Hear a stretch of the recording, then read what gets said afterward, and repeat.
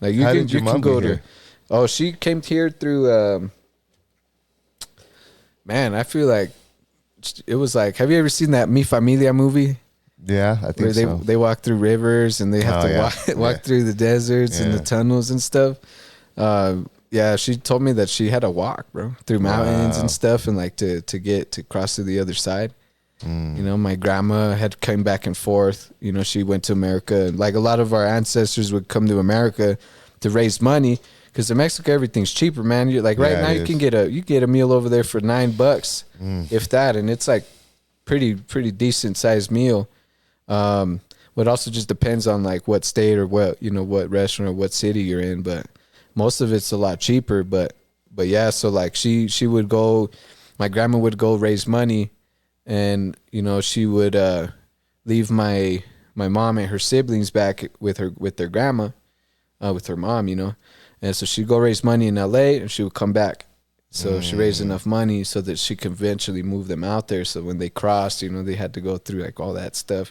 And then my dad told me he hid under a bed of a truck. It's like it's crazy, Wow. bro. It really is different times now, like we don't got to worry about all that right now, but it's Isn't it like crazy how people talk shit about America? yeah, man. And then people like travel through mountains and rivers Right. just to get here? Yeah. Well, yeah, I mean, I think the truth is always in between, because the American dream is really not what people think it is. No. And but also it might be, I mean, you're just picking your poison. You like we got a lot of Venezuelan brothers and sisters moving up here, but like they'll die if they stay back there. Like they live, like their government is not It's taking very care of bad. them. Yeah. So, to people here, it's like, oh, well, why don't y'all go back over there, go back to your country? It's like, well, your government's not like openly out in the openly executing you. Yeah. They don't know what it's They like. don't know what that's like. They don't. Like, It's been in America their whole life where the government pampers them. Yeah.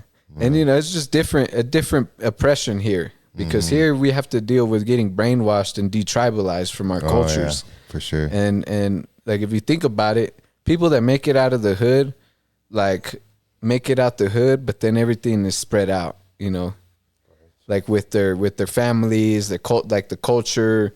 If you notice, people in the suburbs some of them are disconnected from their culture, and a lot of it has to do with the shame of like, oh, well, you speak Spanish, you need to speak English. Oh, you're Mexican, you need to be white now, like, That's crazy. and then they move out the hood and then they forget Oh, because fuck that. they were shamed for it, You know what I have to say about that though?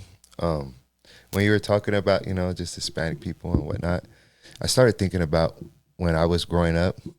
So it's a lot different for you than what's for me. I'm a lot older than you, almost 20 years. But when I was growing up, there were zero Hispanic people on TV. And when like nowadays you play the radio, there's Mexican rappers and actors and all that stuff. But when I was growing up, when I say zero, I mean zero, none. You couldn't find a role model that looked like me on TV.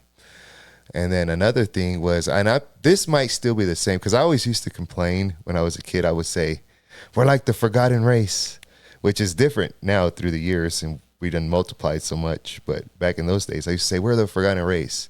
For example, on your birth certificate, you're white if you're Hispanic. You don't have, it's black, white. It's no Hispanic. So that's an insult, right? And it's not against white people or nothing. It's just that we're not white, but that's what we were labeled. And then when you would see like an actor or, for example, Selma Hayek, you'd be like, holy shit, there's a Mexican person on TV. And we would just flock to them. You know what I mean?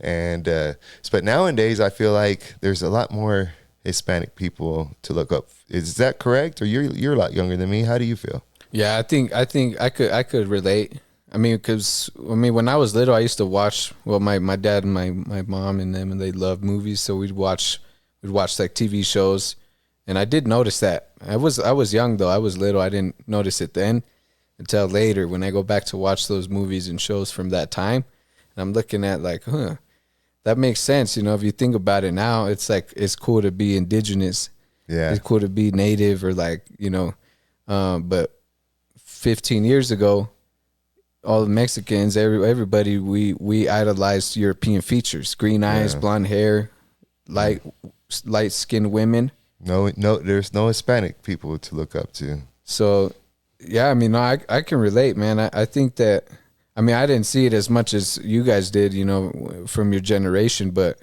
I think like just looking at, because we have access to all that stuff now, like, you know what I mean? Like I could, like we grew up with the internet, so we could go back and watch stuff from those times and think about like, oh yeah, that's kind of weird. I mean, we had like Selena, and like people like her and like James Edward Olmos, like in some actors, but now there definitely is a lot more Latinos like being represented on film, and